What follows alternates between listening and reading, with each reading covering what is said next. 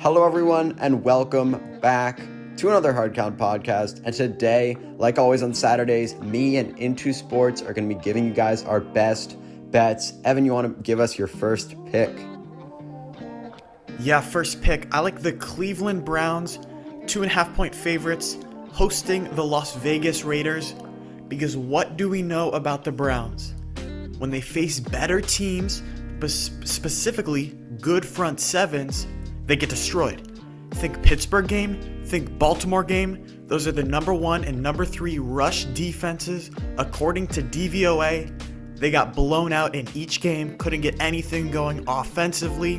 And the Browns need to be able to run the football to open up the passing game for Baker, especially without Odell Beckham.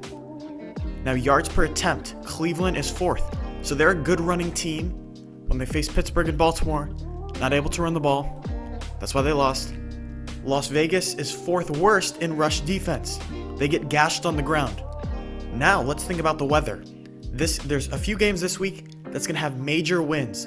This is one of them. 34-mile-an-hour winds projected in this game. It's going to be very difficult to pass when the wind is more than 30 miles per hour. So I got to look at who's the better running team. That's Cleveland. Better rush defense, better rush offense. When Cleveland has a physicality edge, they can really pummel teams. They have it here, and the weather emphasizes that matchup even more. I'll take the Browns to win 24-17 and cover.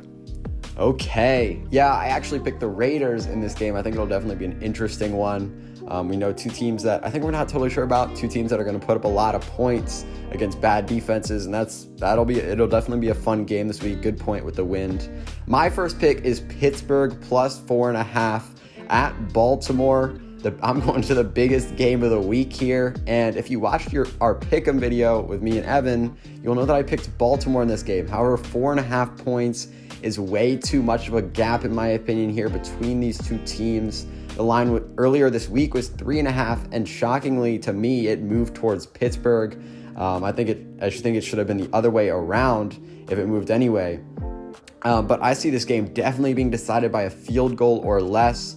And let me start with this. Lamar Jackson, last season, we saw him play the Steelers one time, and that was his worst game of the year. He threw 3 interceptions, and the Ravens offense really, really struggled a lot more against this Pittsburgh defense than it did against a lot of the defenses in the NFL. So maybe Mike Tomlin and this Pittsburgh defense are going to have a much better day against Lamar Jackson than some of these other defenses in the NFL. And we know the Steelers defense is going to be great. They're going to be after Lamar Jackson all day. We're going to have to see how the Ravens offense responds to that. I'm not totally sure if they're going to be able to. And the Steelers have the number 1 rushing defense DVOA and the 2nd lowest yards per carry allowed.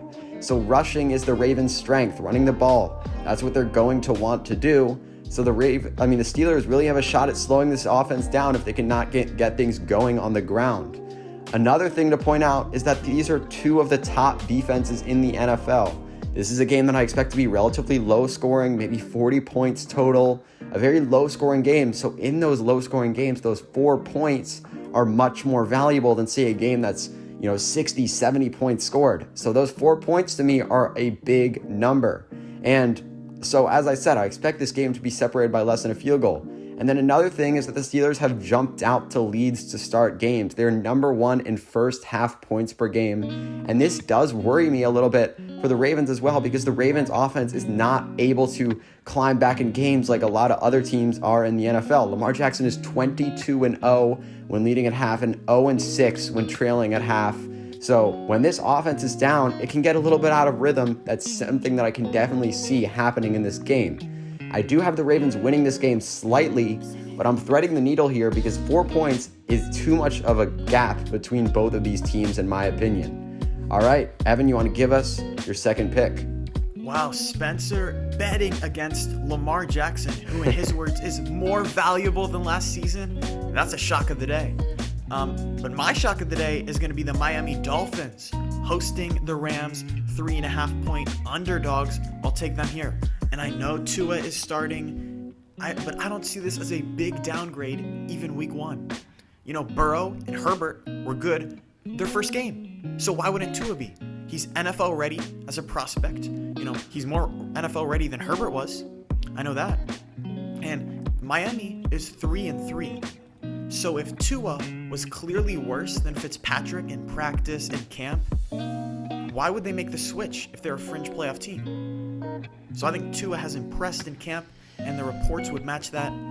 Miami is also off a bye. And looking at Sean McVay's offense for the Rams, it's very similar each week. There's not a lot of variation week to week. And Brian Flores, Miami's coach, is a defensive guy, and now he has an extra week to deep dive and study Sean McVay's offense. And remember, here's the key factor. Brian Flores was the defensive coordinator of the Patriots team that allowed just 3 points to the Rams in the Super Bowl a few years ago. He was the guy that cracked the code. I think Flores knows how to limit this offense. And the Rams, they still haven't beaten a team that is average or even above average. Their 5 wins came against the NFC least, and then the Bears on Monday night. Bears are a below average team. And they just played on Monday night. They have to travel all the way to Miami to play the early window. That's tough for a West Coast team. I'll take the Dolphins to win this game straight up, 24-23, and obviously cover. Wow. Yeah, that is a big upset. That was your upset of the week on our podcast. I like that. I'm excited to see Tua play this week. That'll definitely be one of the big stories of this week 8 of the NFL season. So yeah, that's a good pick. Interesting for sure. Next, I've got Minnesota at Green Bay. I'm taking Green Bay -6 here, and I'm taking a home favorite here with Green Bay. Last week, they were the best. They were my favorite bet at -3.5 against Houston, and that was beyond a success. They blew Houston out, not even close. And I love this number at 6 right now for the Packers. We know this Packers team tears up bad teams. That's what we've seen all year from them, and I have no concern for the Packers whatsoever against these bad teams with bad defenses. They've averaged 37.4 points a game against teams without top 10 defenses, and Minnesota is one of those teams.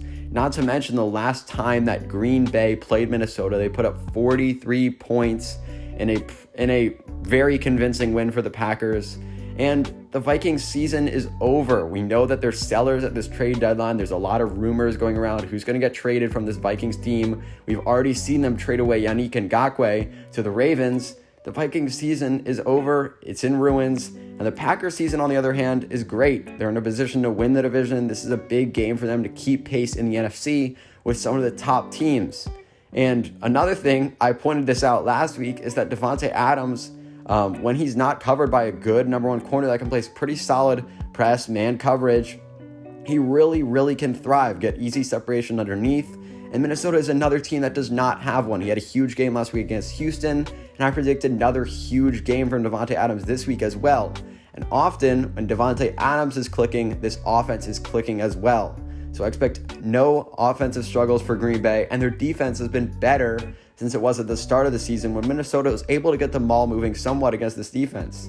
To me, 6 points at home, not even a touchdown, seems like too small of a gap at the moment for these two teams. Yeah, if I was to give a fourth pick, this would probably be it. I do like the Packers. I do like that pick. Now my pick, I'm going to the Monday night game for the second straight week. I like Tom Brady and his Buccaneers going to New York to face the Giants. 13-point favorites. I think they actually cover that big spread. Now Daniel Jones, do I think he's pretty good? An average quarterback? Yes. I do think he has some promise as a young QB. But his weakness is pocket awareness and fumbling, and also taking way too many sacks. And unfortunately for him, the Buccaneers are second in sacks in the league. This is a ferocious front seven. And also the Giants had a COVID issue on the offensive line, so they won't get as much practice in this week. That is going to hurt them. They had to send a few guys home. And even with that big matchup advantage, I was kind of on the fence with this pick, because I thought the Buccaneers might be looking ahead to the Saints next week. Not a ton of focus on the Giants. But this is a Monday night game.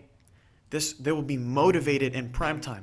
Tom Brady's not going to lay an egg on a big Monday night football game. No Godwin. Yeah, I know. That hurts. But no problem. Because have you ever heard of Mike Evans or Gronk?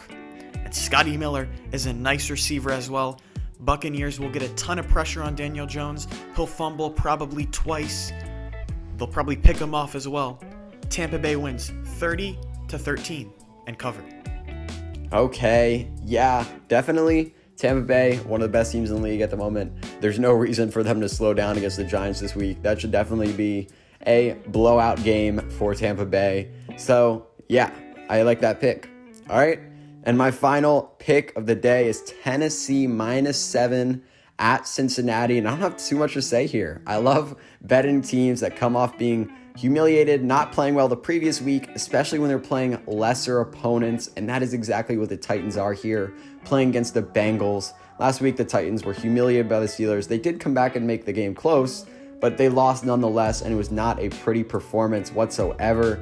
And so this week, there's a reason to come out to Cincinnati, beat up on them, run up the score. And we saw that last week against the Packers with Houston. That's part of the reason that I liked the Packers so much against Houston. They were embarrassed the week before, came out and ripped apart Houston.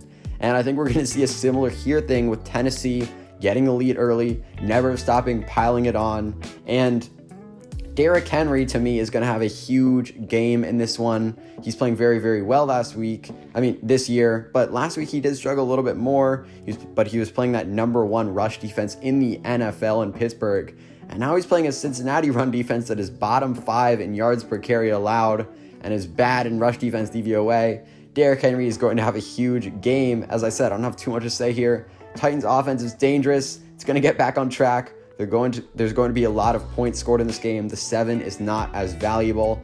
And Derrick Henry is going to run all over the Bengals. Give me a pissed off Titans team on the road against Cincinnati that at this point has given up on their season. All right. Thank you guys so much for listening. Thanks for being on the podcast, Evan. Yep, anytime. See you next week. Yep. Next week, we'll be doing it as well. I'm excited for week 8 of the NFL season. All right. Thank you guys so much for listening. Until next time, peace.